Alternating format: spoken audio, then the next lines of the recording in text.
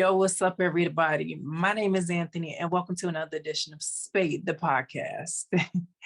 Thank you for all my subscribers and new subscribers, listeners, for tuning in. SPADE stands for Suicide, Post-Traumatic Stress Disorder, Anxiety, Depression, and Epilepsy.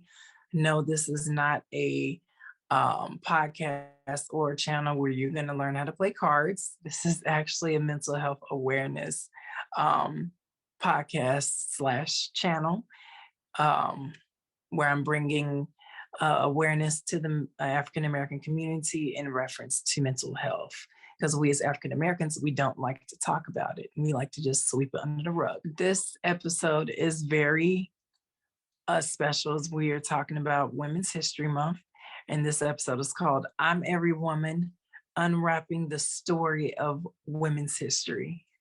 I have a dynamite panel, and I cannot wait for you guys to hear them. We had some amazing topics and a discussion, so I cannot wait for you guys to tune in to that and listen in a very few minutes. I did want to clarify something. In one of my questions, I did say the theme of women's history was providing healing and promoting hope.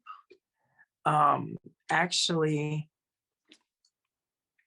the theme, oh, my light has gone out. Oh, goodness. Let's get this light back on. Oh, technical difficulties. There it goes. That was actually the National Women's History Alliance's theme. So I just wanted to clarify that. But other than that, hope you guys enjoy and stay tuned. We'll be right back.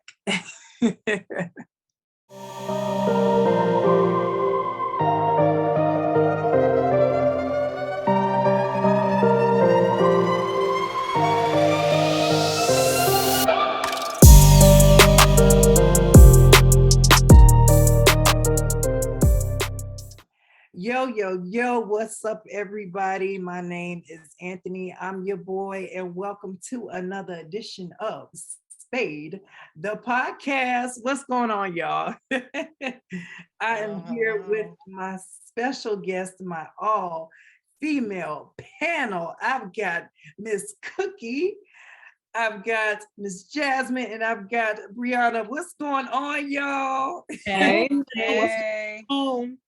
Feels good to be a Black woman. Feels good to be right now. Right now. So this is actually going to be my first YouTube episode. So you guys finally get to see exactly who my guests are and what they look like. So to all my YouTube subscribers out there, hey everybody, I'm back. Because y'all have not seen me since 2020. So I'm sorry. I'm sorry, but I'm back 2 years later. And I'm not going anywhere now. So, and then also to my audio listeners out there with my podcast listeners, make sure you guys subscribe to my YouTube channel so you can see who my guests are in person. So without further ado, we're going to go ahead and get started for my Women's History Month podcast episode. This first question that I had is, and I'm going to kick it off and I'm going to ask Brianna this. So who is the most influential woman that you know, and how did she inspire you? I would say that is my mom. She passed away in 2019 from kidney cancer. And even during that time, she worked as a nurse. And so she still gave it her all until she passed. She's the most influential just because she raised me, she went to school, and she worked 2 jobs. Still was able to come home, get me off of school, at least try to help me with some of my homework before she went back to work. And I think I get my work ethic from her, because at one point I worked 3 jobs and had a baby. Even though I'm married, still, I was like, I gotta be able to take care of home no matter what. So she is my biggest influence in life. All right, what about you, Jess? I'm actually gonna piggyback off what Brianna said. My mom as well, and my heart goes out to you because also lost my mom. She passed back in 2010, so it being just a few years, I already know the feels. I already understand, and eventually, it doesn't get easier. We just get better at looking at it and dealing with it. My mom also passed away of cancer. I 100% get it. But she was my most influential person, as well as honestly my boyfriend's mom. She's pretty influential to me as well. But my mom, she was this little tiny person with a very stern and loving atmosphere about her. And she was so inspirational because she worked in a male dominated type field, but she garnered the respect of everybody around her. To the point of, she was in corrections, even the inmates respected her. They tried to do a scared straight program with me at one point, and I'm talking to the inmates, and they're like, we can't do anything. We respect your mom too much. She's not. We just don't do bad stuff, and you'll be all right. Like, that's kind of how it went. And my boyfriend's mom, she's actually a writer, a professor. She's gotten her doctorate. She was a non-traditional student. Like, she's done a whole lot of things, and I really respect her for what she did and how she raised her kids, because my boyfriend's not an only child, but his sister's amazing as well. So it's like she really speaks out to me when I think of influential women in my life. Okay. And Cookie, what about you? Well, for me, I can't say one person, because I mean, talking about loss, I lost my mother and grandmother like early. We're talking 14, 15. So the most influential women for me are all of the ones that came in and filled in the gap. So that's everybody from my aunts, high school counselors, cheerleading coaches, track coaches, even in college, the same thing, my counselor. So I can't just say one, because it's just way too many women that are responsible for who I am. I have another question for you. So, who is your favorite historical female figure, and what do you admire about her? I'm gonna say Elaine Brown. Elaine Brown is my jam. She held the highest position of the Black Panther Party while Huey Newton was in exile, and her story is so powerful, and what she went through being in the Black Panther Party, like the misogyny, the abuse for men, like things like that, and her being able to tell her story, like still being alive to kind of tell how the Black Panther Party was shaped, and a lot of the roles the women played that nobody talked about, and how she tied her relationship to her father with kind of what she accepted from men, and kind of the sacrifices with her body just to make sure that like Huey and other folks had resources. Like, that woman's story is powerful, and there's not enough of those stories that make it to the mainstream. So a lot of people don't even know of folks like her. You just know of your Rosa Parks and people like that, but not the ones that were behind the scenes or didn't have as major stories. So I'm an Elaine Brown girl. I identify with some of her story. Nice. What about you, Jasmine? I would say, because I'm heavy into entertainment, Eartha Kitt is my girl.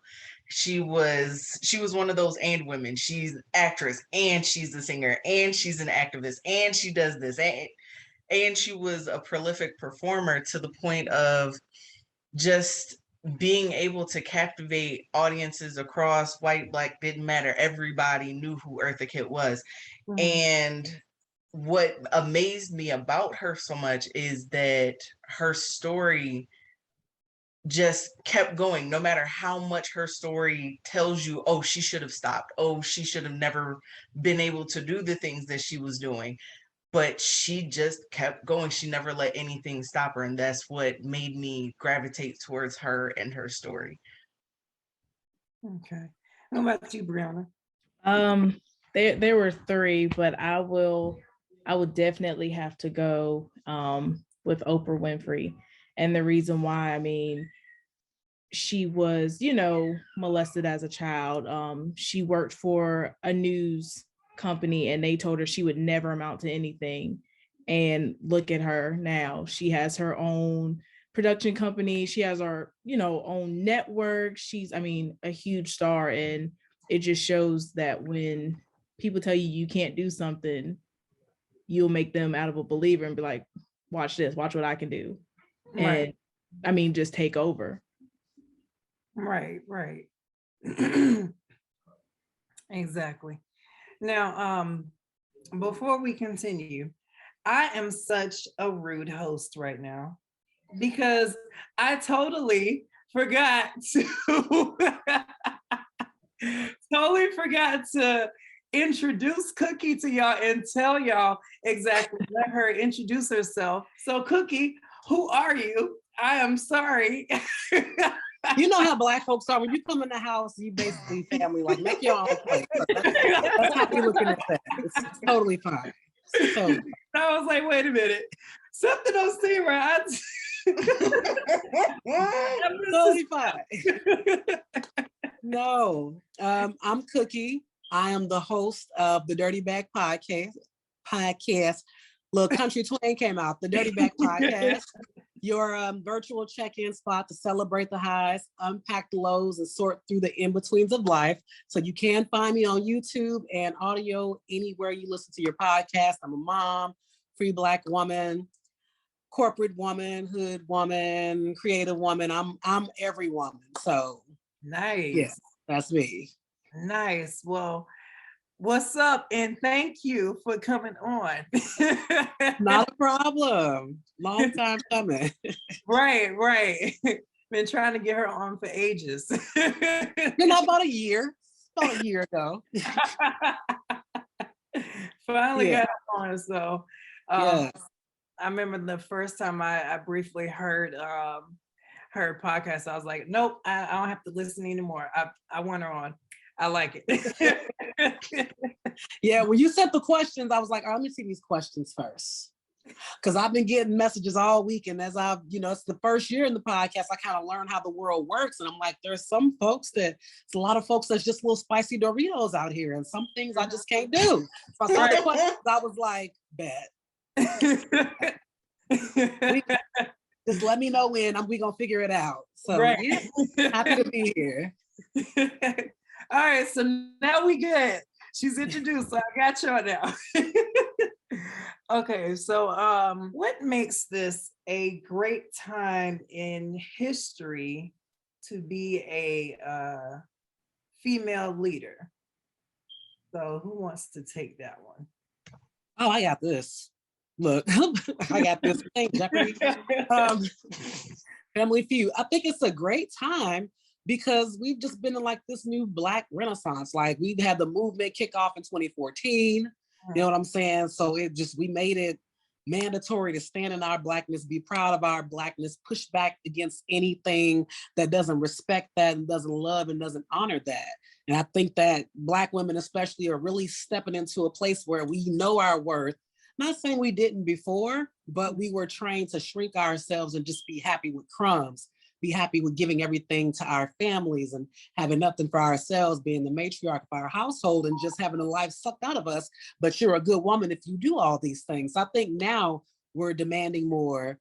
We're taking up space, but we're also understanding that rest is okay. We can shut it down. We don't have to say yes to everything, and we don't have to be all things to everybody. And that comes as a result of you fighting for everybody.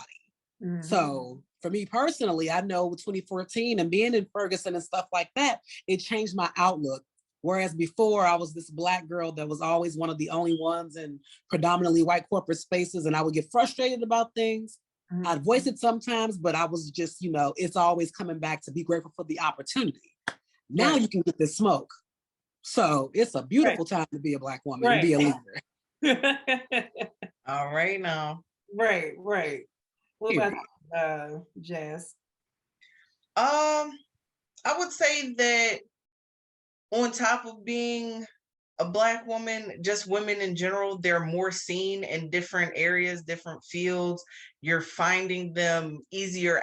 It's easier to access women in general, in any kind of field, in any type of form of entertainment. And especially if, like I said, I'm an entertainment snob. Like, I love the entertainment field. So seeing things like young Black women that are becoming producers and going from child actors to producers, it's like, oh, okay, I see us. This is where we are now. And instead of it being something that is so completely out of the box, you hear about 5 and 6 different Black females that are directors, and they're just here. Nobody's making a big fuss, but it's one after the other after the other. And it's like, oh yeah, we really out here. And I think it makes it easier to want to be in a leadership role, because you see it's not as hard as everybody tries to make it seem, as you're trying to move around in the world just every day, day-to-day kind of stuff. So it makes it such a great time, because it's like, yeah, everybody's doing it. Why can't I do it? Everybody should be doing it. This is how it's supposed to be. This is how it should have been. Right. So yeah, that's what I think. Yeah. Brianna, what about you? I mean, just to piggyback off Jasmine, I mean, yeah, like seeing women, I mean, I think in my field, being in law enforcement, I see more women now coming through, and I'm like so proud. I don't care if they're white, Black, blue, purple, seeing them come through and actually like make it. I'm like, all right, we got this. Because being in an all male dominated field, they don't respect you. Right. They're like, you're a female, like you need to stay at home and cook and clean and do laundry. I'm gonna let you know right here, right now, I'm not about to do that. Right. I'm out here. You want this smoke? Let's go. I mean, at the end of the day, you want to go toe to toe. You can be 6 feet tall, but again, I might be 5'4". I might get beat up, but I'm a fight with you. You gonna know you was in a fight. That's the point. Yeah, we gonna know. But it's a great time for women. I mean, even having our first Black female vice president, having more women in Congress is becoming it's becoming great. I mean, we're here and they know that we're here. We have voices. We're coming out and into our own. So that's the biggest thing for us. Right. And tell me more. How did you guys feel about our first female vice president, Miss Kamala Harris? How did y'all feel about that when she was first? I wasn't too keen on her. I'm be straight up. She was not my favorite. I'm sorry.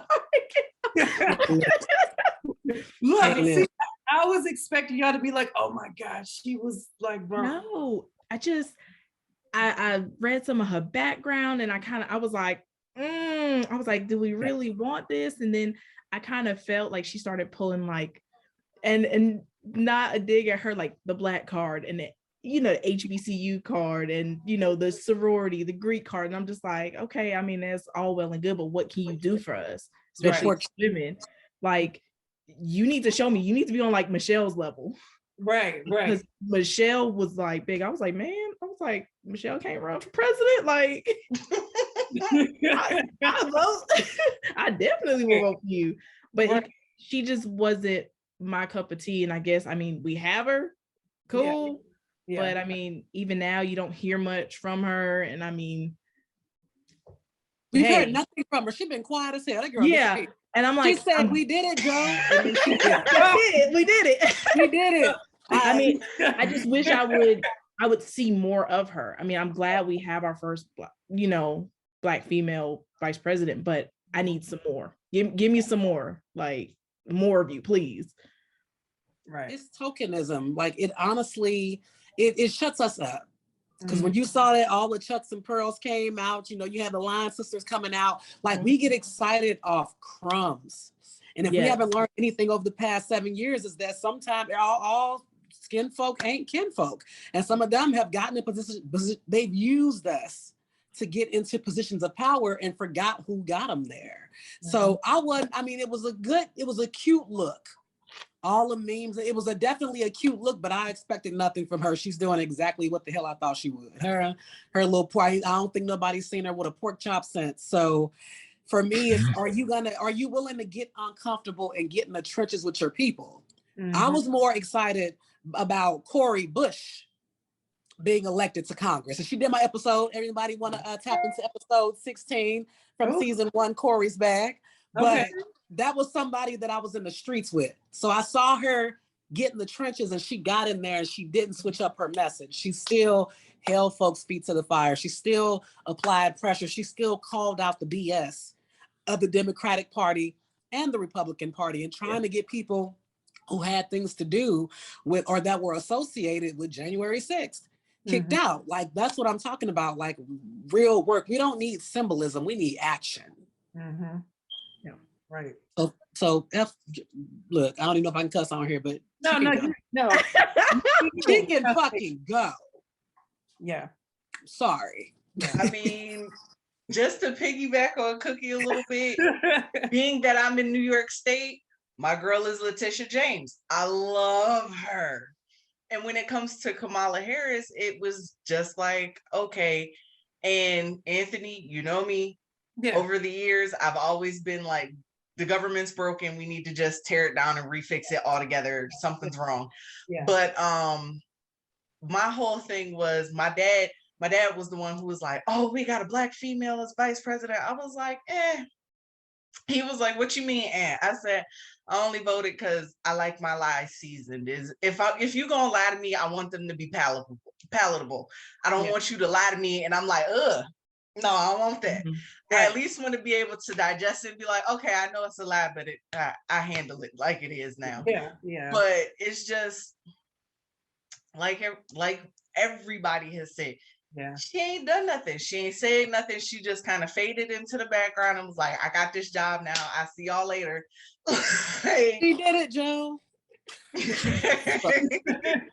the hell is this? It's like she pulled that Homer Simpson backing away into the bushes move. Like, she did the I mean, listen, she jerked back into them bushes. And it's just like, okay, so what we gonna do now? Where we at? Even with Letitia James, she was talking about running for a higher position, but she pulled back because she wasn't done as being attorney general. And I'm all for it. Do what you got to do. Finish your job, because she gunning for that ex-president of ours. She gunning for him hard, and I can't wait for her to catch him. Can't wait. Yes, I can't either. Trust me.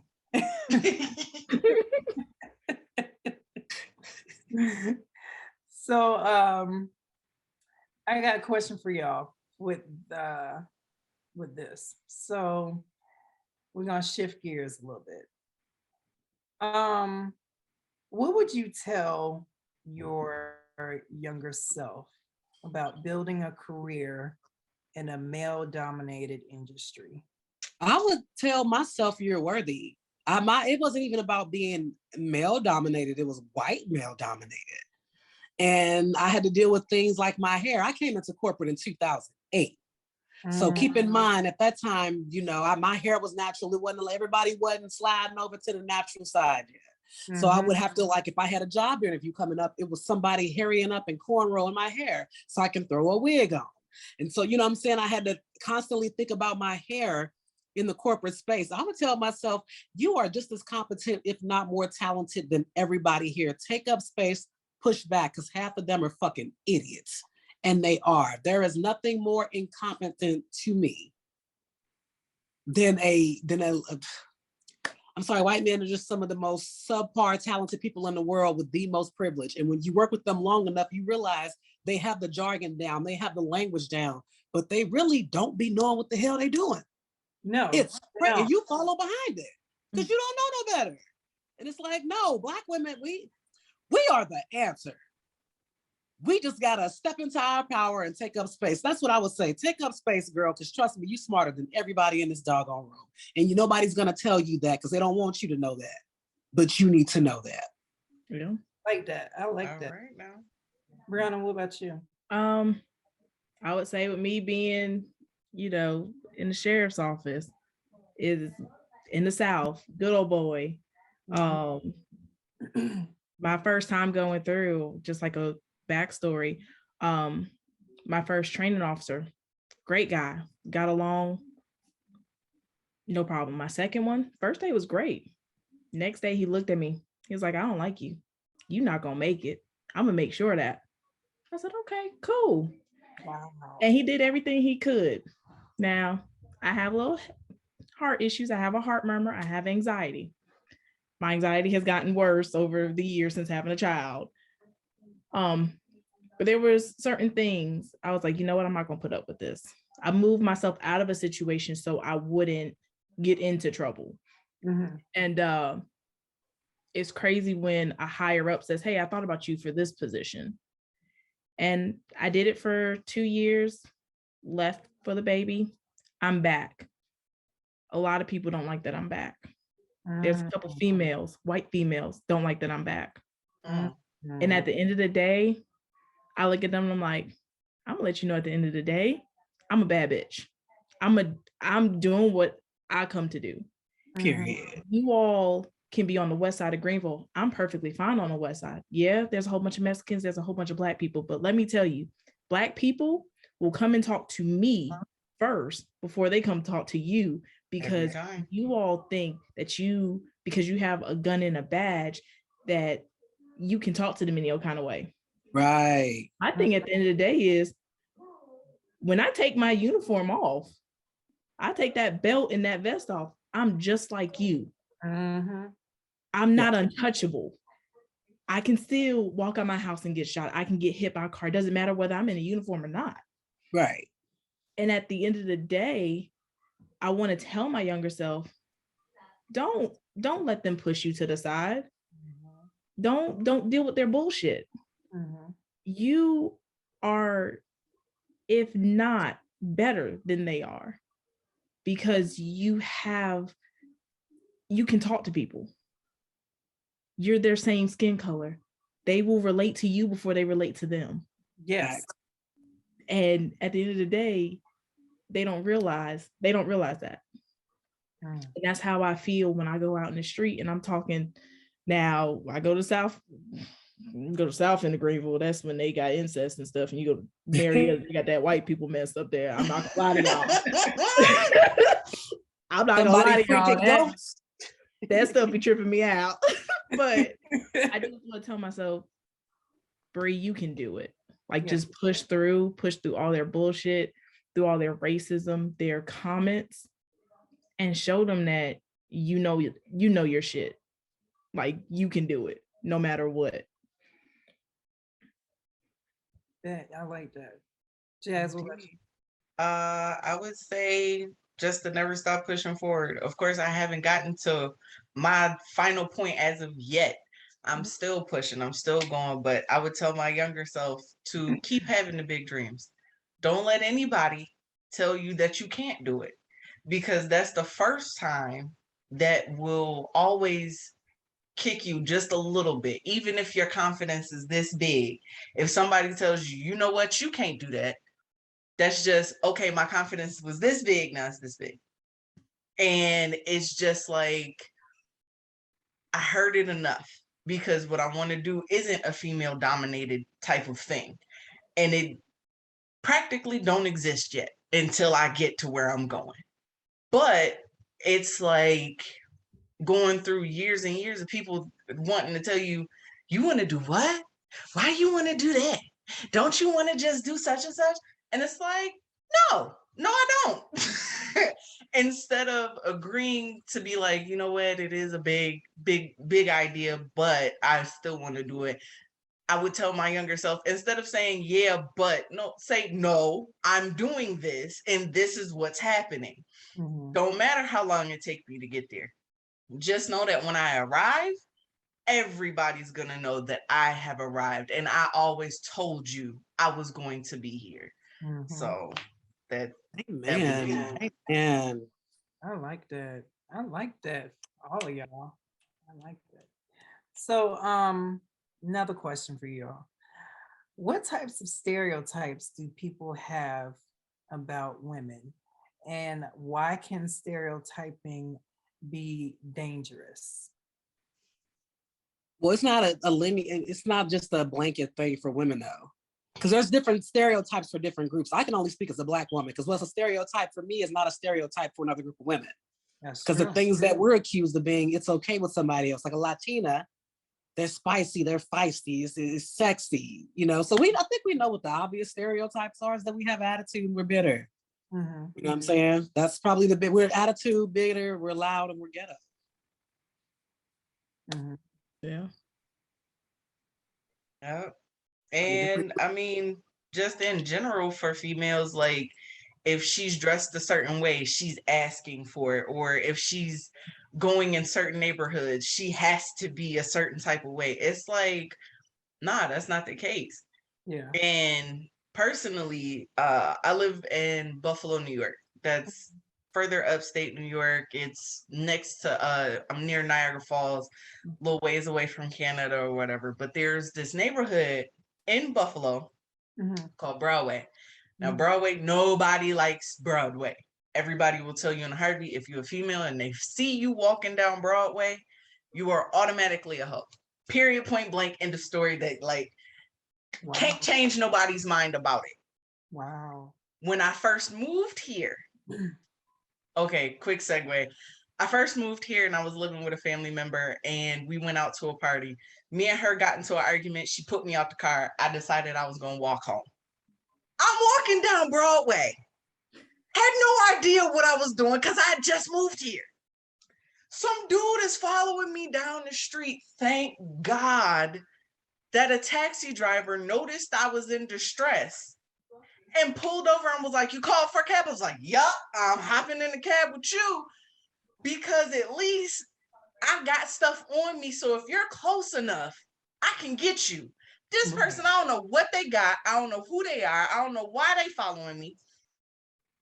And I ended up, thank God, the taxi driver was just a really nice guy who had a really rough day. At the time I was smoking weed. I didn't have to even pay for a cab ride home.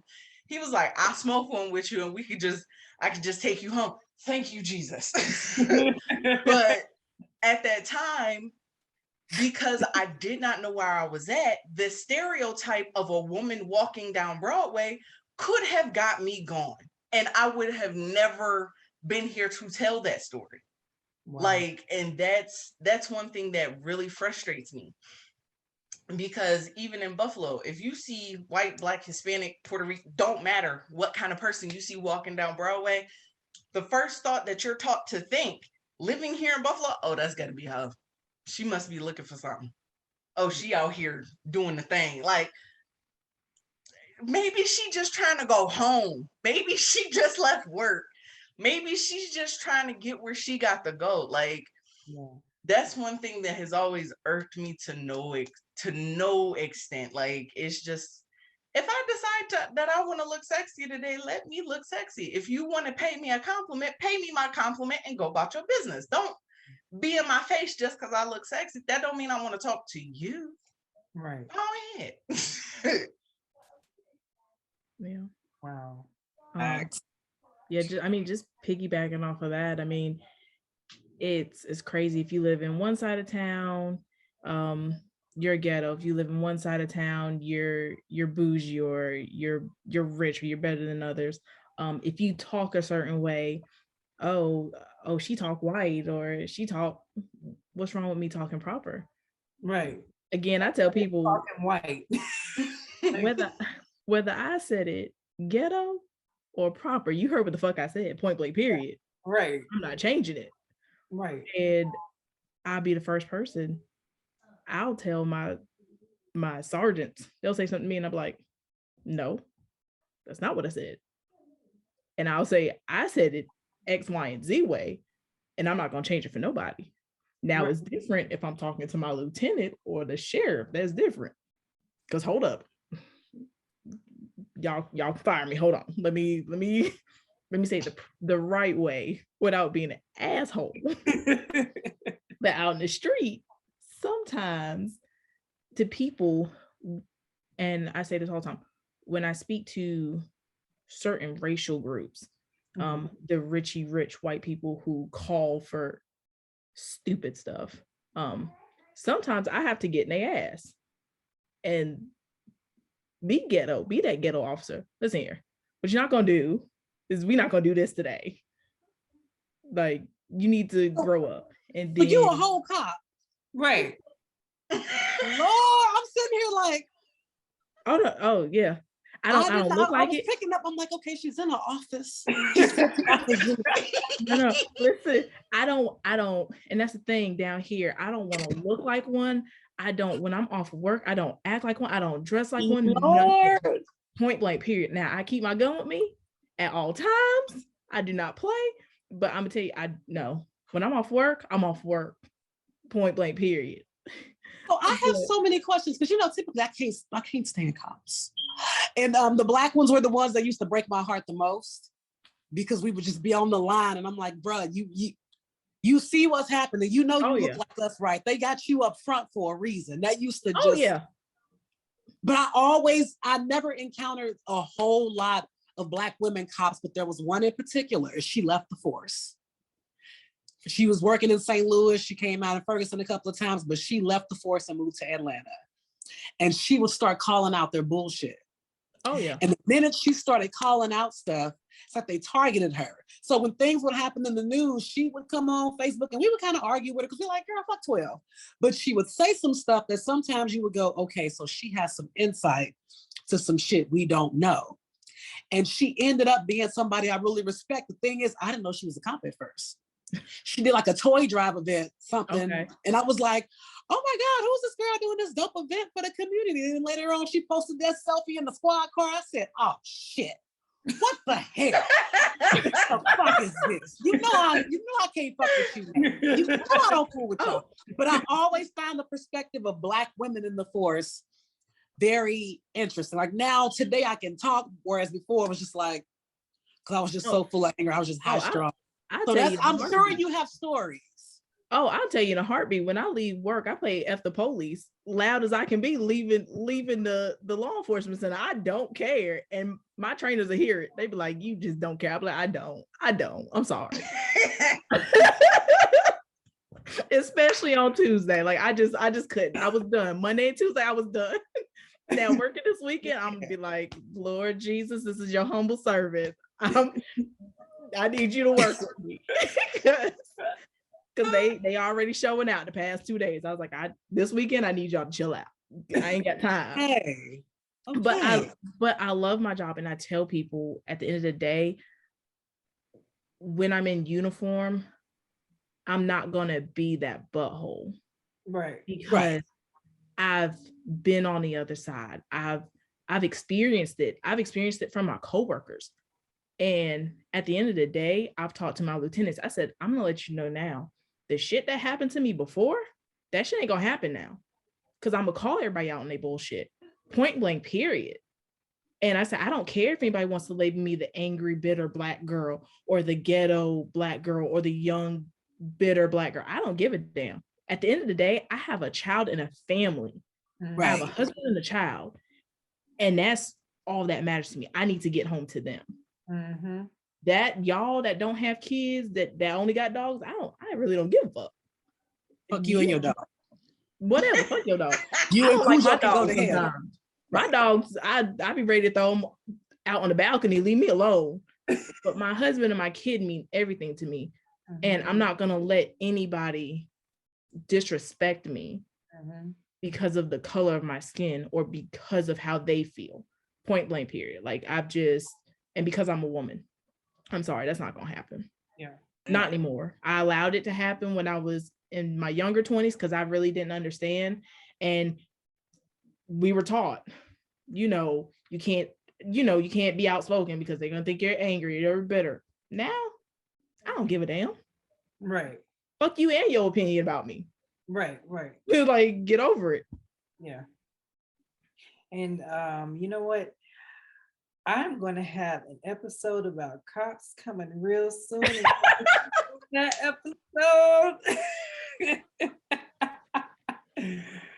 All right, so coming real soon. Y'all heard that. I'm waiting. I'm already waiting.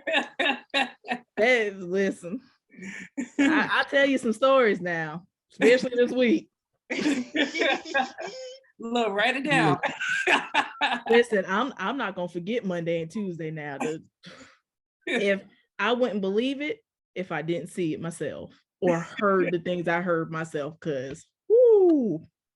Look, That I will say that was some white people shit. Black people don't do the shit that they did Monday and Tuesday. look, I'm telling keep that thought, because I'm I telling got you. it's Oh, coming. I got you. I got it on camera. Real soon, it's coming. Oh no. All right. So I got a couple more questions, then we're gonna wrap it up. So actually, I got one final question.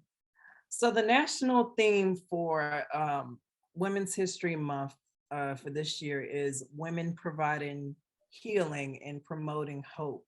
So in terms of spreading hope, what message would you send to this next generation? For us sending hope to the younger, for women sending hope to everybody or to other Or women? to the upcoming generation, upcoming female generation? Put you first. Put you first. Yeah. I'm gonna say put you first, because that's something in this past generation and a lot of us are unlearning. We Mhm. put everybody else first, so we tired and we angry. Mhm. I mean, I'm not gonna say we completely tired and angry, but we've exhausted. We're unlearning things that we were taught out of survival. Mhm. Like, rely on this, like people always talk about how y'all ain't like the way our grandmothers used to be and this, that, and the third. And it was like, well, grandma had to rely on grandpa for her livelihood. So she didn't chase, a lot of them didn't chase their dreams. They stayed home and they reared the children and they did all these things. I would say put you first. When the mother is mothered, when the woman is womaned, ain't even a term. When we're taking care of, everybody else is good. Mhm. Because everything rests on our shoulders anyway. So my thing with hope is put you first. Please make sure your cup is full. Mhm. And let everybody else, benefit from the overflow. That's what I would say. I like that. I like that. Yeah. I'll piggyback off of that. Put yourself first. I will say I'm just now learning that. And after, I'm 27. I'm about to be 28. I literally had the worst anxiety attack, I want to say 2 weeks ago. Because I'm trying to be all to everybody. I'm trying to be, superwoman. I'm trying to be super mom and super wife and make sure everybody has, and I don't take the time enough, like time out for me sometimes. And I'm learning that you put yourself first. Don't put yourself in a box. If you have those dreams, go for those dreams. Don't let anybody tell you can't, because I've seen it. I've seen what it can do to women. And my mom, prime example, they would tell her all the time. People tried to take her nursing license to where she had to fight. She had to pay a lawyer. Like, she had to fight for her license. And I saw her cry. I saw her, just get frustrated. And at the end of the day, she was like, I'm not going to let anybody take this from me. When you work hard for something, you ain't going to let nobody take it. And tell the girls, you don't have to give everything to a man. You don't have to give him your body because he asked for it. You don't have to dress a certain way because you think it'll get their attention. You don't have to twerk on freaking TikTok. Like, you don't. And that's the saddest part that I see about young women now. And that's why I wish I could like get all of them and just say, look out for you. Mm-hmm. Do for you. Don't worry about anybody else. Let them get theirs, but you get yours, because at the end of the day, you're only going to have you. Mm-hmm. So, that's my biggest thing. And if you do have a kid, make sure, take care of yourself so your kid is good. Yeah. I would piggyback on the do for you and say never give up on yourself. Mm-hmm. And that can cover a wide variety of things, but I would also say don't be afraid to dream the big dreams and be loud, be heard, be as loud as you can be so everybody hears you. And you dream the biggest dream that you can think of so that as they say, even if you're shooting for the moon, at least you can land among the stars if you don't get where you're going. But being Black and beautiful and a woman, you always gonna get where you're going. So it don't even matter where you shoot to. Just go ahead, dream the big dreams. Go out there and do your thing. And as my mom would always say, you do you, and I'm gonna do me, and we gonna all get there. Right. So Right. yeah. I like that. And also just to piggyback on what you guys said, just again, I agree with taking care of yourselves, because if you don't take care of yourself, you're not going to be strong enough to take care of anybody else, because you're going to be burnt out. You're going to be burnt out, and that's not going to be good for you or your family at all. So with a lot of people always, and I've told several people this, that, you know, some people just feel like that, you know, they have to be the savior to do this for somebody, or have to do this for this somebody, but never again, like you said, help themselves and whatnot. I say, just to take a day for yourself. Take a day for yourself and turn off your phone or put it on do not disturb or whatever, and go treat yourself, whether it's going to a massage or whatever. And if you got a family, you get somebody to babysit, or husband, friends, somebody, and just take some time to just cater to yourself.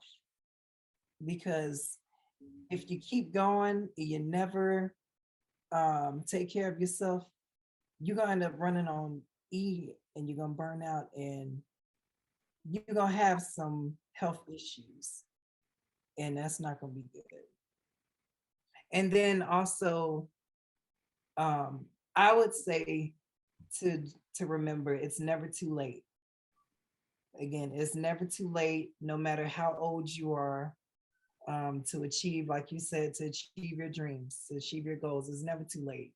Don't matter if you're 30, 40, 50, 60, it don't matter. If you have a goal to accomplish it, never too late. But thank you guys for coming on. Y'all were an awesome panel. Y'all are like spectacular. Appreciate being here. Y'all are spectacular.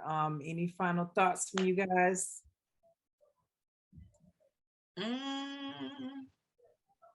Keep on keeping on. Shit, it's really simple. We pretty much let everybody know, just do you, keep on keeping on. I think she's a beautiful spirit, but absolutely fuck 12. And don't let them run you. I had to say that. Just everybody's like, oh my gosh, she on the show with a cop. But she's a Black woman, and she's a mother, and she's got some stories to tell. Listen, I had to look. Listen, I take no offense, because I tell my coworkers, I was like, I just let you know outside of work, I'm like, see you, I'm like, fuck you. I don't like you. Most of us don't like their jobs anyways. And I've, and I took that, I don't even take it to heart anymore. At first, like, I had a guy tell me, he was like, I don't fuck with cops. He was like, but I talk to you because you Black. I was like, oh, thanks. You make me feel really good about myself. But I also learned, like, I don't like being on the road. I'll be straight up. I don't care for being on the road, because there's too many things, too many logistics, too many legalities, too much shit that happen. It get messy real quick. But I want to move somewhere where at least I can make a difference. If that's if that's in the school, or whether it's like in our community division. I don't want to be on the road. Yeah. They too messy. They don't get paid. We damn sure don't get paid enough. But again, I mean, I did it so I can make a difference. Yeah. And I want to show my daughter, who is out of control right now, doing her own little thing in the bathtub. But I want to show her that you can do anything and be anything that you want to be. And if she want to be vice president and do a better job, I'm all for it. Right. I'm with it. I'm all for it. Not for real. Lord have mercy. But I think, if I can finish my little schooling and move over into nursing like I really want to, I'm piecing out to law enforcement soon, because they got crazier lately. I'm not gonna lie to y'all. These ain't never been right. Oh well, they ain't never been right. No. But you on the inside, you in the inside is fucked up. But I get what you mean. It's so it's so ass backwards. No, it's so ass backwards. Some days I look and I'm like, I don't understand. I was like, maybe I'm just slow. I was like, maybe I was meant to be in like special ed, but y'all, the stuff y'all do don't make sense. But sounds like you gonna have a damn good episode coming up. I can't wait to tune into this one. Man, me and you both. Yes. Just get ready for the story. There's gonna be some stuff you're gonna be like, you lying. I'm gonna make sure I have my report that I wrote for this past one, just so you can like. Look, I'm gonna send it to you, Anthony. Look, I'll make sure I send it to you, so you know I ain't lying. I cannot wait. Just wait. If we're all good, again, thank y'all for coming on.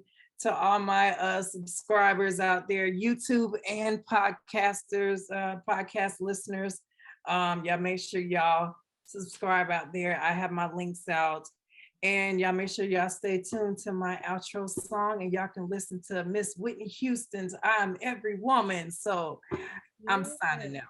See y'all.